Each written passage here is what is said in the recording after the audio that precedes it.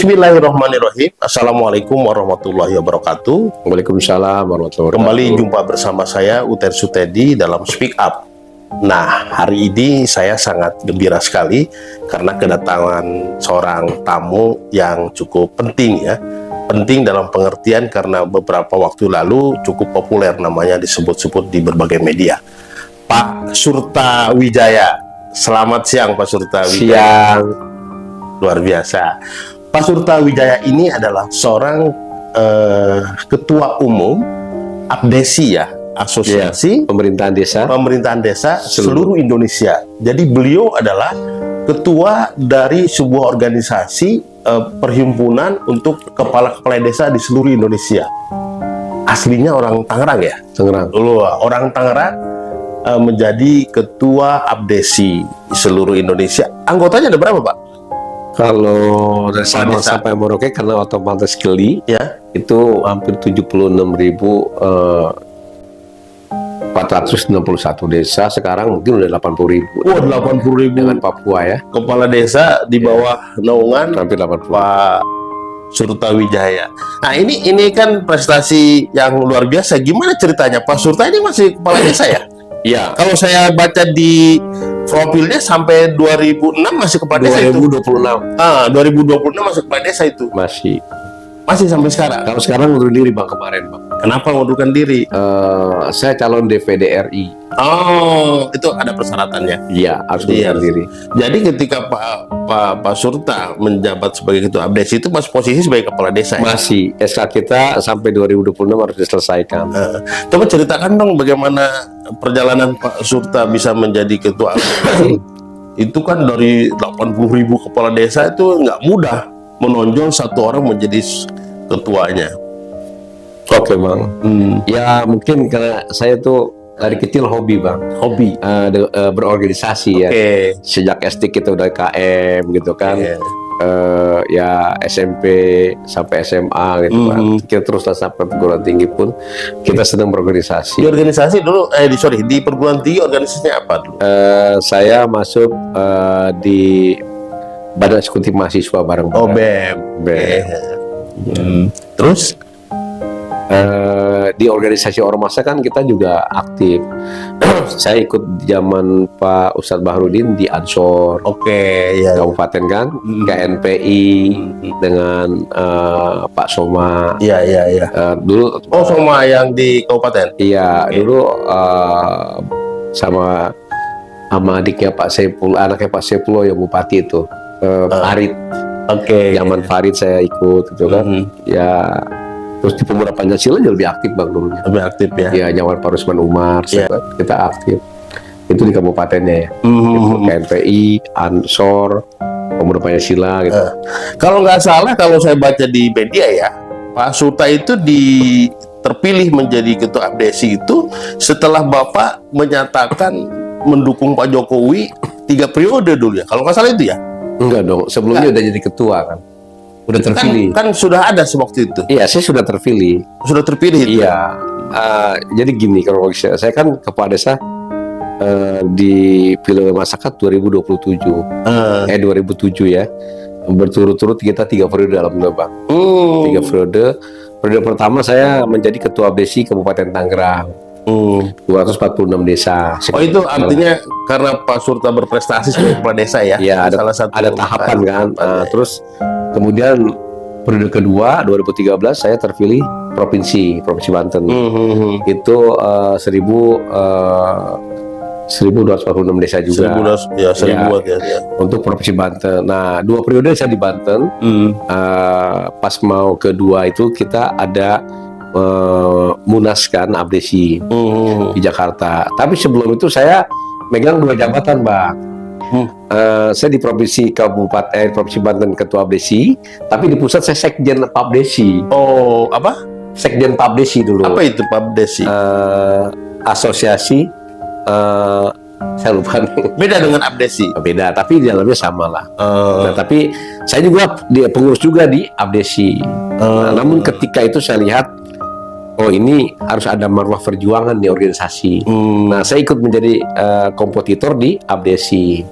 Alhamdulillah saya anak Tangerang yang dari Banten terpilih aklamasi. Aklamasi ya? Ya, saya terpilih aklamasi. Nah, ketika saya terpilih aklamasi pada saat itu 2021, kan masih COVID tuh Bang. Masih COVID. Nah, tiba-tiba ada Perpres 104 kalau nggak salah. Pak Jokowi menyatakan bahwa minimal dana desa itu adalah 40% untuk BLT. 40%. Iya, wah saya agak geram tuh awal. Ya. Kenapa? Saya pikir kalau minimal 40% dana desa untuk BLT, COVID udah landai, terus tidak semua desa juga miskin. Ini bahaya nih, pertanggungjawaban SPJ gitu kan. Nah, secara korespondensi surat menyurat saya organisatorisnya sudah saya lakukan tahapan-tahapan itu. Namun pada saat itu tidak dibalas dan tidak ada respon ya. Nah, demo pertama lah saya di istana. Pertama demo ke Pak Jokowi. Iya, ke istana itu hampir 20.000 kepala desa perwakilan se-Indonesia. Langsung saya pimpin. Dari situ langsung saya dari istana menuju mau jalan kaki ke DPR RI. Dua tempat ini kan, dua lembaga negara ini. Di perjalanan alhamdulillah, tapi saya bersyukur sama Kapolri, Kapolda di DKI, saya nggak boleh jalan kaki. Di mobil agak debat-debat kecil, dikasih mobil. Kata Kapolda nggak bisa, ini macet dan jauh gitu kan. Saya tetap jalan kaki gini ya kan. Akhirnya saya agak paksa dari pihak Polri, saya minta 15 menit mobil. Udah gila kamu 15 menit kan dengan bawa begitu banyak mobil bus. Tapi mulai emang ya punya ya apa ya kekuasaan dalam bentuk baik ya. Iya. Mobil datang 15 menit. Datang ya. Ya akhirnya kita ya sudahlah, kita harus menghargai beliau dari aparat begitu baik dengan kita. Ya udah kita naik mobil Bang. Dari istana ke DPR RI. Dikawal lah. Tuntutannya saya dengan Pak Presiden kalimat minimal Perpres 104 itu menjadi maksimal. Sampel saya adalah Sumarekon kan desa. Itu kan banyak masyarakat susah kan, orang miskin 40%. Sebab kasihan dong saudara-saudara saya anggota Abdesi kepala desa, SPJ-nya bahaya nih kan. Takutnya kan jadi fiktif kan, atau ya suka tidak suka jadi manipulasi data dan sebagainya, jadi bisa temuan dong. Itu satu, saya konsisten. Yang kedua saya minta kan stempel kepala desa, minta burung Garuda sejajar dengan bupati, wali kota, gubernur. Kenapa saya minta sejajar? Karena Undang-Undang Nomor 6 2014 sebelum saat itu direvisi itu kan sama gitu posisi dalam sebuah kekuatannya kan, sejajar kan. Sebentar, tadi tuntutan yang maksimal itu berapa persen yang di? Saya minta maksimal 40%. 40? Iya kan, kalau maksimal 40% bisa 0% dong, bisa 1%. Kalau tadi kan minimal 40. Oh, jadi maksimal 40%. Bahaya dong. Bukan minimal. Bukan, saya minta maksimal, dibalik kan. Nah, terus yang kedua tadi minta stempel burung Garuda. Yang ketiga, saya ingat Pak Jokowi ketika mau calon kedua dia mempersiapkan janji dengan kami dana operasional desa 5%. 5% ya, dari jumlah dana desa yang masuk ke desa masing-masing. Kan kalkulasi rumusnya masuk dana desa kan dari jumlah penduduk, luas wilayah dan angka kemiskinan kan. Dari situ alhamdulillah diberikan 3% waktu Silatnas. Yang keempat, saya minta SPJ disederhanakan. SPJ kepala desa. Karena kan begitu berbelit-belit kan. Kita tahu notabene para kepala desa latar belakangnya kan dari berbagai pendidikan dan lapisannya dan kelompok golongan itu. Nah, pada saat itu yang kelimanya saya minta dana desa ditaikan. Gitu. Dana desa ditaikan ya. 1 digit lah ya gitu. Dan sebelumnya berapa dana desa itu? Waktu itu masih 800 kalau nggak salah. 800 juta? Iya. Per tahun. Iya. Terus diminta berapa Pak Suta? Ya palingan tadi sekitar 1M lah. 1M? Iya. Dan dikabulkan? Dikabulkan semua. Dikabulkan 1M setahun ya? Nah karena begitu happy-nya teman-teman Bang se-Indonesia habis acara Silatnas. Kemudian yaitu teman-teman dari berbagai daerah selfie dengan Pak Presiden kan. Pak Presiden sudah aja 3 periode gitu. Oh, itu latar belakangnya. Jadi tuntutan semua dipenuhi, lalu merasa gembira. Euforia kan dia. Ya udah 3 periode aja. 3 periode aja. Bukan dalam pidato resmi Pak Surta. Enggak, saya tegak lurus komitmen apa yang saya sampaikan sejak demo ya, menyampaikan aspirasi dari istana sampai DPR RI sampai Silaturahmi, saya komit itu aja. Oke. Saya malah nggak tahu persoalan itu awalnya. Komit tuntutan itu. Itu nggak tahu, tapi karena saya ketua umum, suka tidak suka ya otomatis ke saya muaranya gitu. Kemudian kan viral itu ya. Ya, Jadi bahwa Pak Surta di berbagai media disebut mengusulkan Pak Jokowi 3 tahun, 3 periode ya. Dan itu menjadi viral banget gitu. Dan tidak ada bantahan dari Pak Surta waktu itu. Saya membantah tidak, teman, hanya saya meluruskan ini yang berbicara bukan pribadi saya. Teman-teman kepala desa dari berbagai daerah merasa happy. Acara kita diakomodir. Spontanitas pada saat itu. Dan kemudian dilanjutkan oleh Pak Surta untuk bahwa ini penting gitu. Ya udahlah, karena sudah kandung banget. Ya sudahlah saya bilang gitu. Makanya waktu itu kan ada yang bilang ini perintah Pak Luhut gitu. Nggak ada, perut nggak pernah perintah. Ini perintah Pak Tito, nggak pernah tuh. Malah di kemana-mana ya. Nggak ada, semuanya nggak ada itu. Itu pure murni adalah spontanitas teman-teman. Merasa tadi bereforia, dia merasa ya bersyukur. Nah, secara pribadi waktu itu kan bentrokan ide ya yang menolak itu kan luar biasa kencangnya. Sementara Pak Surta itu melawan arus itu gitulah. Ketika ditanya banyak orang itu dasarnya apa Pak Surta itu untuk tetap konsisten menjaga 3 periode itu? Ya kalau saya pikir begini saat itu ya, teman-teman sih masuk akal juga sih. Kenapa? Saya merasa jadi seorang kepala desa 6 tahun tuh Bang terlalu singkat membangun sebuah desa, apalagi membangun sebuah negara ini gitu ya. Yang bagus sih kalau perlu presiden juga 8 tahun 2 periode. Ini kesinambungan gitu kan. Sebenarnya sih itu aja. Nah, terus selain itu juga ada satu lagi yang juga viral ya, soal Pak Surta itu usulan 8 tahun ya. Sekarang sudah sampai mana usulan itu? Sudah selesai Bang. Dan disetujui? Disetujui 8 tahun. Kemarin ke MK mau ngapain? Ke MK gini Bang, jadi gini. Teman-teman, sebenarnya jujur, pribadi saya secara pribadi, secara person, sebenarnya saya kurang suka dengan perpanjangan sama kemarin tuh 6 tahun 3 periode itu semua udah ideal. Kalau ukuran saya sebenarnya. Tapi karena ini teman-teman mendesak gitu kan, kajiannya tadi, akhirnya ya sudahlah, nggak 3 periode, cukup 2 periode. Saya mengajukan 9 tahun diakomodir 8 tahun. Diakomodir 8 tahun. Ya 8 tahun. Nah, kenapa menjadi 8 tahun 2 periode? Tadi itu saya bilang bahwa di mana ketika Pilkades 6 tahun itu terlalu singkat. Kenapa? Karena urat nadi lawan dan kawan terlalu dekat di masyarakat. Gitu. Tapi begini, usulan 9 tahun itu dianggap juga oleh beberapa pengamat ya, para ahli.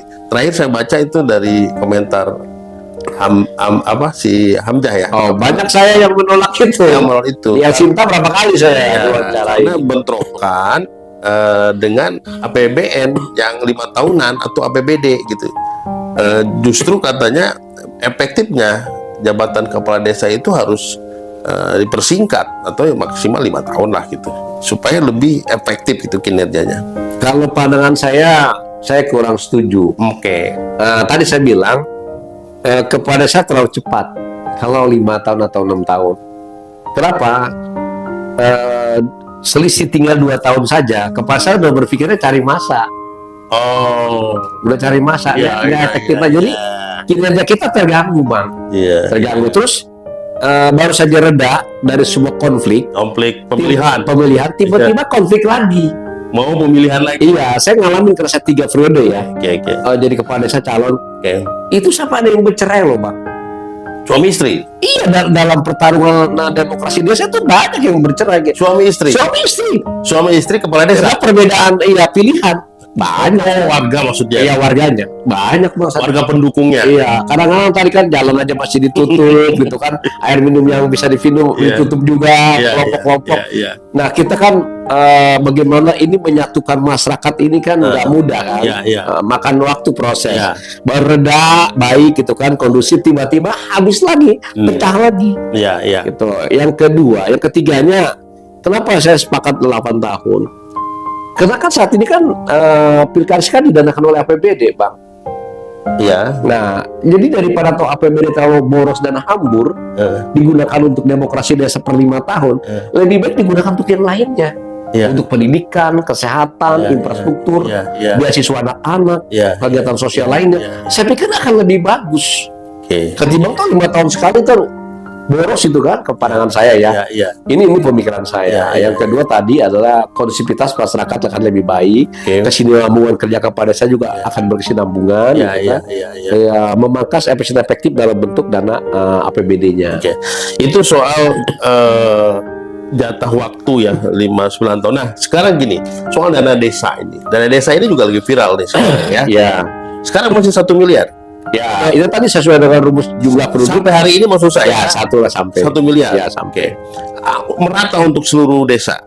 Ya tadi sesuai dengan rumus tadi, Bang. Rumus. Ada yang 1 miliar lebih, ada yang kurang juga.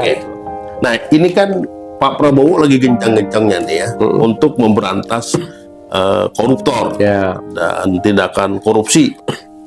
Dan yang lagi disorot juga di desa. Itu udah hampir berapa triliun ya? 70 triliun kalau nggak salah itu. Itulah. Dana desa yang sudah dikucurkan kepada para kepala desa tapi dianggap nggak efektif. Dan sudah ada 600 lebih kepala desa yang kena tangkap gitu ya. Betul, gimana itu? Kalau di KPK kan 400-an ya gitu ya. Itu data beliau. Kalau di yang lainnya ada yang sekitar tadi 600-an. Kalau kita melihat dari jumlah kepala desa di atas 75.000 desa, angka 600 belum 1%, Bang. Masih belum 1%, 0, loh, Bang. Kalau diukur bupati, gubernur, wali kota yang kena jerat, berapa persen beliau? Terus kedua, dana desa kan masih proses pembelajaran. Tahun berapa sih ada dana desa? Ya kan? Wajar-wajar aja kalau dia dalam bentuk kekeliruan dalam bentuk administrasi. Baru 1 periode, 2 periode ini. Latar belakang kepada saya juga tadi kan, kasarnya toh dia baca aja masih banyak yang begitu lancar misalnya kan, atau juga kan tadi saya bilang ada berbagai dari golongan kan, ada dari akademisi misalnya, ada juga dari santri, ustadz, ada juga mungkin tadi dari jawara, preman juga. Jadi pandangan saya sebenarnya harusnya kepala satu jangan terlalu banyak dipersalahkan. Lebih bagus diperbanyak pengetahuannya untuk minimalisir sebuah kesalahannya. Ini pikiran saya, gitu kan? Tapi 1% juga cukup banyak itu. Ya, artinya kan kita jangan mentolerir juga. Ya, maksud saya jangan terlalu itu dibesar-besarkan. Saya setuju. Yang penting pengawasan dong. Yang penting pengawasan. Pengawasannya ayo dong. Kita masyarakat, ya kan, dari LSM yang lainnya, ayo dong bareng-bareng. Kita ingatkan beliau, kita kawal beliau. Kalau dana desa dihilangkan, ya bubarkan aja desa. Ngapain dana desa kan? Gini. Menurut pengamatan Pak Surta, tindakan korupsi di desa itu biasanya itu polanya seperti apa tuh? Walaupun cuma 1% ya, gitu. Yang Pak Surta tahu. Kebanyakan dari persoalan administrasi, laporan ya, SPJ, peng-SPJ-an itu. Maka tadi saya bilang dibenah sekarang. Kalau perlu saya bilang perangkat desa, staf desa ini dibenah. Dibenah. Misalnya gini, kita ini butuh seorang administrator yang baik di desa. Kenapa nggak kita buka lowongan kerja? Bikin tes propertes, putra-putri desa yang terbaik, akuntannya misalnya kan, bagian akuntansi kita buka. Kita butuh nih para wisata. Kenapa kita ngambil sarjana pariwisata di sekitar desa? Jadi kebutuhan desa itu akan terpenuhi oleh putra-putri desa itu sendiri.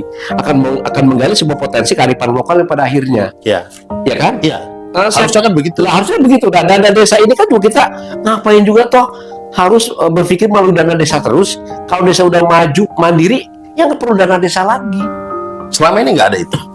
Ya tadi saya bilang, saya maunya kan ada sebuah evaluasi revisi besar-besaran tentang skill perangkat desa. Dan itu kan tugas Pak Surta juga sebagai kepala ketua APDESI. Ya saya disampaikan ke Menteri Dalam Negeri.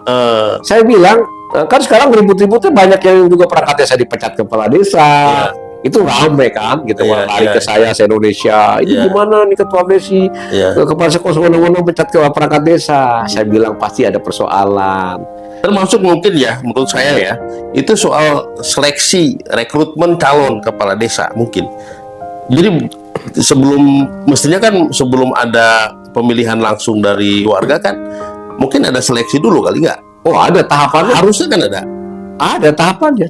Itu. Kita tes bang, soalnya juga banyak bang, 200 soal ke atas tuh. Tesnya beneran nggak itu? Oh, tes bener bang, banyak yang gugur bang, banyak yang gugur. Ada sekarang. Oh ya. banyak, seniorannya gugur banyak kok, Iya. banyak. Soalnya pengalaman kita di Tangerang ya, atau di Banten ya, itu kepala desa itu kan, sorry ya ini Iya, iya. mudah-mudahan nggak benar, identik misalnya perilakunya suka banyak kalau di Tangerang atau di Banten tuh suka kawin lagi kayak gitu kan, terus apa lagi tuh suka urusan jual beli tanah gitu, calon tanah kayak gitu, itu kan jadi kayak menjadi apa, branded gitu ya gitu. Ya, jadi gini bang, memang kalau udah nyebut kepala desa, rata-rata yang ditanya tuh istrinya berapa, kan gitu kan bang.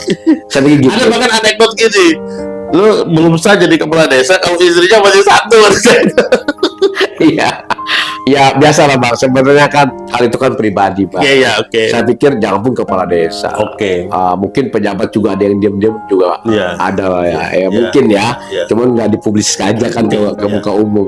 Saya pikir itu kan pribadi Iya, gitu kan. betul, iya. Saya pikir baik juga daripada dia kasarnya orang yang nggak mampu nggak dinikahin kan ibadah aja kan. Iya, iya, iya. Misalnya gitu kan. Iya. Ya jadi kalau bagi saya itu pribadi lah gitu kan. Oke, satu misalnya yang kedua ya, selain rekrutmen sebelum menjadi calon kepala desa, tapi menurut saya juga itu perlu ada mekanisme baru dalam pemilihan kepala desa. Jangan sampai ini saya dengar ya, jadi kepala desa itu habis miliaran itu.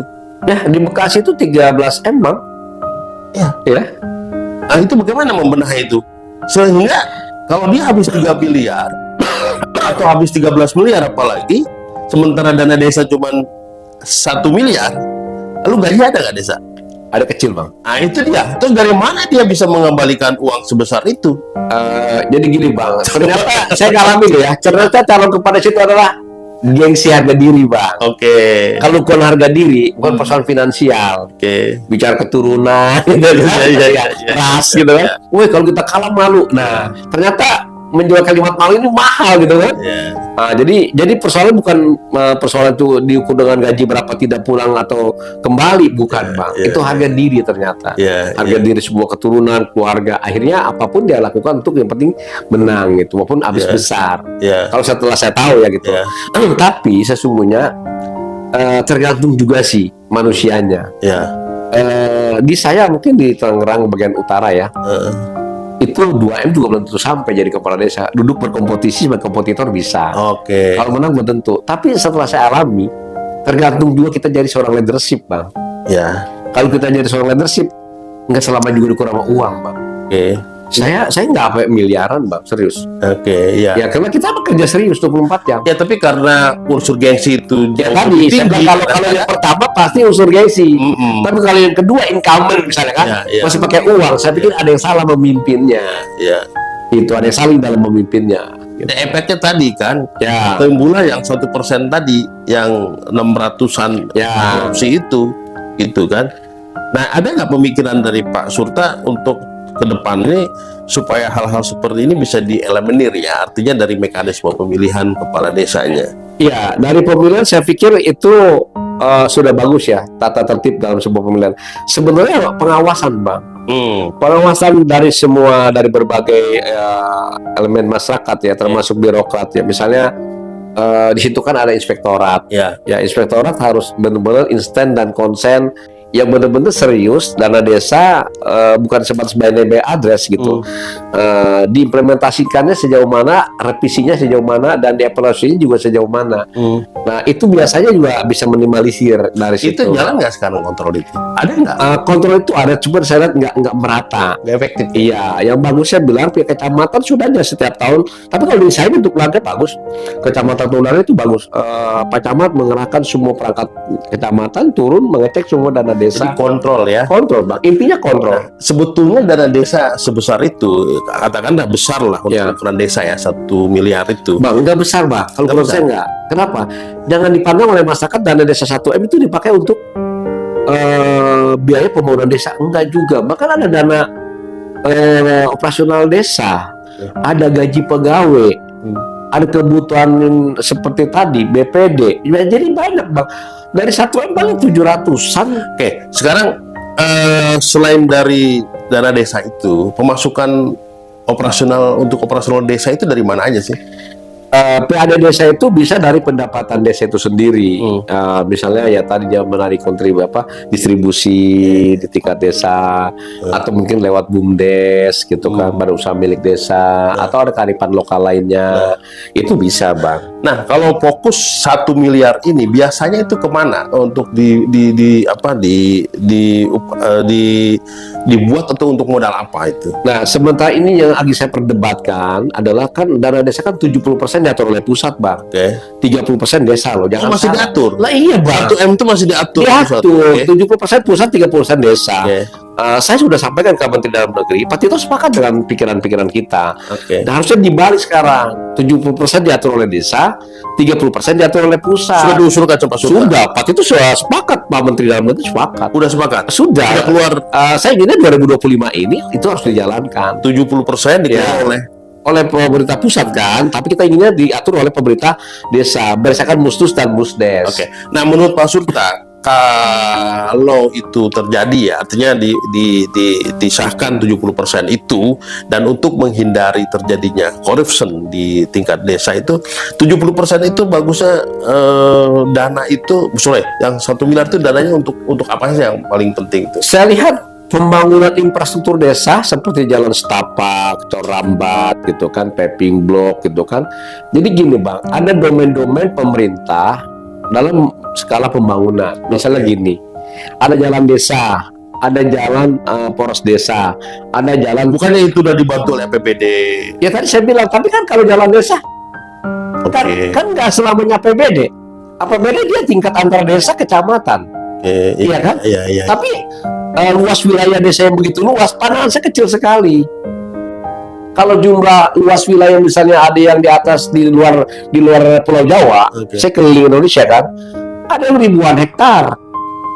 Ya kan? Kecil, Bang. Kalau itu untuk infrastruktur jadinya kecil dong. Kecil, saya bilang kecil sebenarnya. Makanya saya bilang kalau ada dana desa orang berpikir mau dihilangkan, ya berhenti bubarkan aja desa.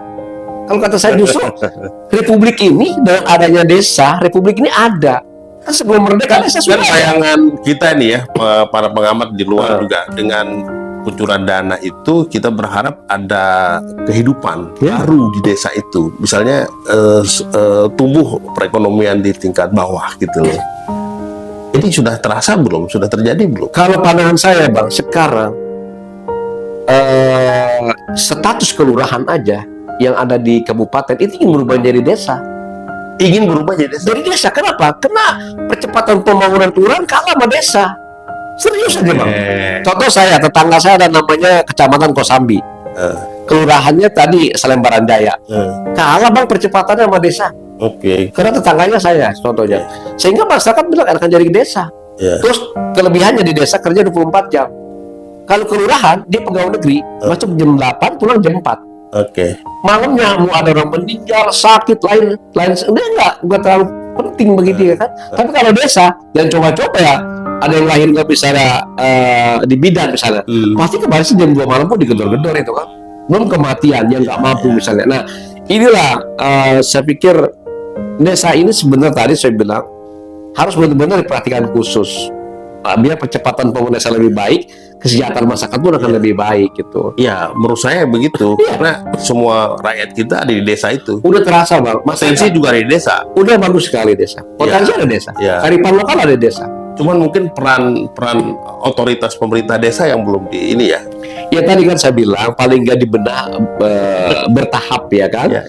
Bertahap kita maklum lah gitu. Makanya saya bilang termasuk perangkat desa kata kuncinya itu benar-benar sudah mulai dibenah dari sebuah disiplin ilmunya.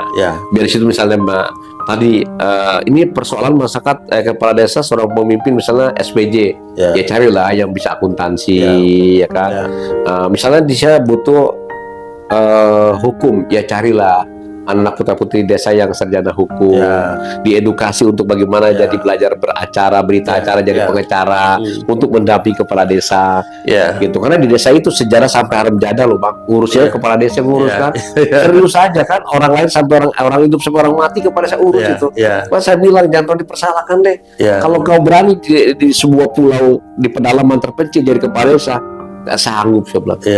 Itu inilah jangan melihat sisi negatifnya saja orang. Dan masyarakat juga harus bisa bisa lebih selektif lagi. Jadi milih kepala desa itu bukan persoalan gengsi atau kekeluargaan, tapi karena reputasi, prestasi. Prestasi, paling nggak SDM-nya lebih baik, gitu kan. Setuju, saya sepakat itu. Kalau perlu tadi kriterianya sekarang SMA, tapi rasionalkan, tergantung geografisnya. Pulau Jawa sudah harusnya mungkin sarjana, ya kan, di luar Pulau Jawa bisa aja gitu kan. Nah, ini satu lagi nih penting nih, rata-rata orang mau milih kepala desa itu karena duit juga. Tadi saya bilang enggak juga Bang, enggak. Kalau bicara milih duit sekarang bukan persoalan kepala desa aja, apa lihatlah pilgub sekarang pun. Pilkada. Tapi kalau di desa karena kecil kali ya, terasa betul. Tadi saya bilang jatuh kepala desa. Kan saya bilang, saya kan pernah calon DPD RI. Maaf aja ya. Katanya daerah perkotaan adalah sebuah masyarakat yang pemilihannya rasional. Ternyata transaksional juga. Kalau saya datang ke perkotaan yang ditanya, pasti ada ongkosnya nggak pulang. Padahal itu serius aja nih. Padahal disitulah sumber korupsinya ya. Iya kan, harusnya kan bertanya visi misi Bapak apa. Saya sempat kecewa juga aja loh. Katanya perkotaan rasional, ternyata transaksional. Kalau transaksional saya ngapain ke perkotaan? Saya di kampung aja, tebar uang sekalian. Iya kan? Dan ini berarti di perkotaan malah jadi dada rasional oke, transaksional juga oke. Jadi gimana kita membenahi korupsi di masyarakat kita termasuk di desa itu? Kalau polanya iklimnya masih begini gitu. Ya harus banyak-banyak edukasi pembelajaran, pemahaman terhadap masyarakat itu, Bang. Kalau masyarakat itu diberikan sebuah pemahaman pembelajaran tentang memilih seorang leadership baik tingkat desa sampai tingkat presiden, saya pikir ini insya Allah akan terminimalisir dari persoalan semua orang dengan transaksional dengan uang. Ini penting. Tapi SDM nggak bisa dibantahkan Bang. Leadership leadership SDM nggak bisa dibantahkan. Jadi tetap 9 tahun atau 8 tahun diperjuangkan terus kita udah selesai. Dan korupsi di desa itu cuma 1%. Karena itu dana desa kurang 1%. Karena itu dana desa tetap digulirkan. Tetap digulirkan dan pengawasan ditingkatkan. Pak Surta, terima kasih banyak ya sudah bisa ngobrol dengan saya. Sama-sama.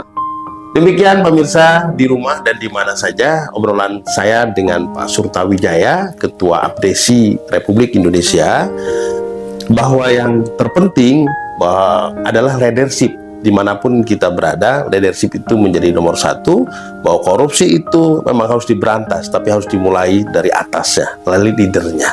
Terima kasih. Assalamualaikum warahmatullahi wabarakatuh. Waalaikumsalam warahmatullahi wabarakatuh.